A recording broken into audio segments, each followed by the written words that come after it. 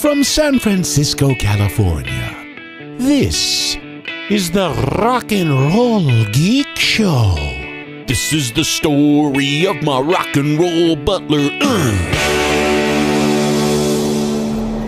Welcome to the Rock and Roll Geek Show. My name's Michael Butler. Thanks a lot for joining me. I really appreciate it. Today is Sunday, August 20th, 2017, and it's 12:04 when I'm recording this.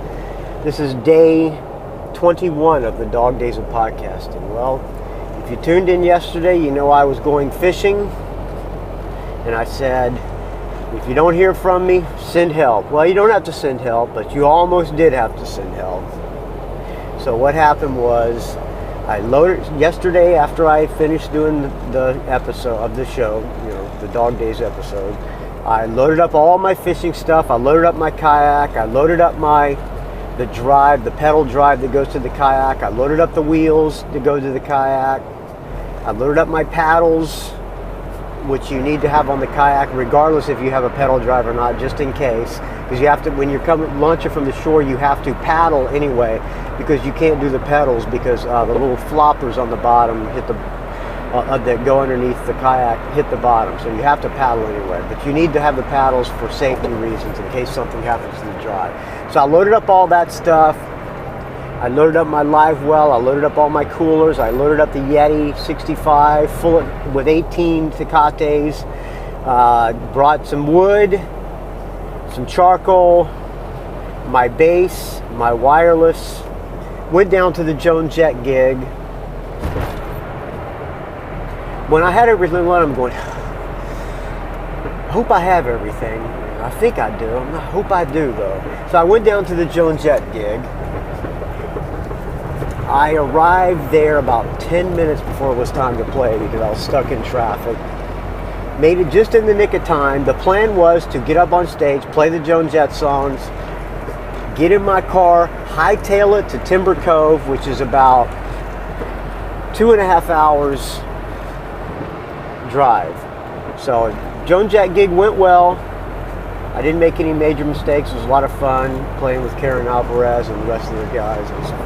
It's first time ever playing Joan Jett songs on stage. And the fun part about playing Joan Jett songs to me is I get to sing the background vocals, because she has the harmonies in some of the Joan Jett songs and some of the more lesser known Joan Jett songs like Love Is Pain and other ones like that have really good background vocals, and I never hear Joan's band do those vocals, so I wanted to be able to do those like the record. So that was fun. I got to do that. As soon as the gig was over, I hightailed it to Timber Cove. Lots and lots of traffic. So it took me about 3 hours and 40 minutes to get there. I ended up getting there like almost 7 p.m. I left at 3 o'clock, almost on the dot. I left Tracy almost on the dot at 3 p.m. So I get there, I set the tent up. If you remember the day before, if you're not into this, skip it. I don't care. This is fishing. This is the ongoing saga of the fishing stories. So the day before, I told you that I posted on the NorCal Kayak Anglers Forum that I was going to go to Timber Cove, and if anybody wanted to join me, I could use some company because I don't want to go out alone. And the one person that posted said, it doesn't look, my weather app doesn't look too promising. It's calling for 7-foot waves.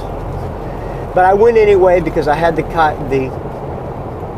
campsite booked. So as I was driving, you're driving up the coast and you can see the water, and well, it didn't look too bad from 300 feet up the cliff driving along the highway, along Highway 1. So I'm thinking it's going to be okay. I get there, I go down, well, it looks a little rough, but it looks doable. I'm going to do it. Sat around built a campfire, sat around by myself, drank lots of beer, just enjoyed myself relaxing next to the waterfall, and had a tent. Got pretty good and drunk, and by the time it was about 9 p.m. I was just passing out from about drinking about eight or 10 beers. Good times. Sleeping in the tent, I was hearing all these noises. Got up in the middle of the night, checked outside. I thought maybe some raccoons were destroying my campsite and trying to get in my tent. And I was having weird dreams, weird, crazy dreams. But I got a good night's sleep. The alarm went off at 4:30. I hit the snooze button and slept until 6. First thing I did was walked out towards the beach. Well, let me take this of this fine ice water. I'm approaching the toll booth now. May or may not get this story done before I get to the toll booth. So if I get to the toll guy, I apologize. So I get up in the morning, walk down to the beach, which is about 100 yards from where I'm camping. Look at the water. Wow, it looks pretty rough out there. Do I want to go out? And there's a little boat launch. There's a little beach that's fairly calm. There's about a 1 foot breaker that comes in, and to the left of that are a bunch of rocks, big rocks, and waves are about 7 feet crashing over these rocks. Okay, as long as I stay in the center, I'll be fine. This is before I've had my coffee or anything. Look to the right, about 50 yards from the left side is the right side of these even bigger rocks and a cliff, and 7 foot waves crashing against those rocks. Okay, as long as I go straight through the center, I'll be okay. So I make my coffee. Nothing like coffee sitting by the campfire, man. I started the campfire as well, and started making my coffee. Have my coffee. All right, it's time to load up, time to get the kayak off the truck and get ready to go fishing. I'm going to brave it. It looks rough, but it looks doable if I just stay in the center. I turn my radio on, and I hear these fishermen out. There's no kayaks, but I hear some fishermen saying, they're biting like crazy. I'm going, yes, I'm going to catch me 10 rockfish or lingcod at least. It's going to be a good fishing day, even though it's rough out there. It looks iffy, but I'm going to try it. So I get my kayak down, put it on the wheels. There's these wheels that it goes on top of wheels so you can pull it and roll it down to the beach. Load up my fishing poles, load up the fish finder. The battery goes inside the hull. Load all that up. Put the drive, strap the drive onto the kayak. Put the paddles on the side. All right, all I got left to do is put the seat on. Oh, fuck. Where's my seat? I left the house and forgot my kayak seat. Holy crap, what am I going to do? I try sitting in the kayak without the seat, and it's very awkward, and there's no backrest, and that water's rough. Do I want to try it without a seat? I said, I came all the way out here. There are people out there catching fish. I can't go home empty-handed. Maybe I can make a seat. So I have this little Tupperware thing that I store the camp essentials like, I don't know, whatever, flashlights, lamps, lighter, blah, blah, blah. So I dump all that stuff out of there. Put the Tupperware in the place of the seat. Strap it in good with some bungee cords. I try sitting on that, and there's no back support still, but it might work. I'm raised up a little bit high, and I decide I'll put the cooler behind me. I have a cooler that I have fashioned some rod holders onto it with. I'll put that behind me. Maybe that will help support my back. So I decide I'm going to do this. I start wheeling the boat out towards the beach, and I get about halfway there, and the water's looking rougher by the minute. And I stop, and I go, fuck, I'm scared. I'm actually afraid to go out. Contemplate turning around, then I say, fuck it, I'm going out. So I bring everything down, get it by the water, bring my seat, bring the wheels back up to my truck. Lock my truck, put on my wetsuit, everything, get ready to go. So I'm all ready to go out. I get on my I push the kayak out, pull it past the little 1 foot breaker, while 7-foot waves are crashing 50 yards on, or 25 yards on each side of me. Paddling like hell to get out there. Water is rougher than it is when I'm when I'm looking out from the beach. I'm going, man, this is rough. I get out there about 200 yards. The goal is to get out past the end of the rocks and then go up a little bit, about another 100 yards out to the reef where there's all the fish supposedly are. I get about to those rocks. I'm about halfway to the rocks, and I drop the drive in because I'm in about 40 feet of water. Strap the pedals or the paddles to the kayak and start paddling, and crack! My seat that I made out of the Tupperware cracks. I feel it crack. I'm going, uh-oh. This is not good. I'm going to be falling down. So next thing, about 10, 15, 30 seconds later, the top of the Tupperware thing completely breaks. I'm sitting down, ass on the kayak now, on the broken Tupperware.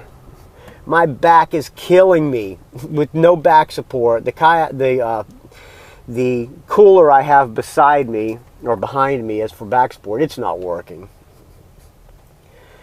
I get out, I continue to paddle out. I say, oh, I'll keep trying. And I'm listening to the radio, and these guys are going, yeah, they're biting good.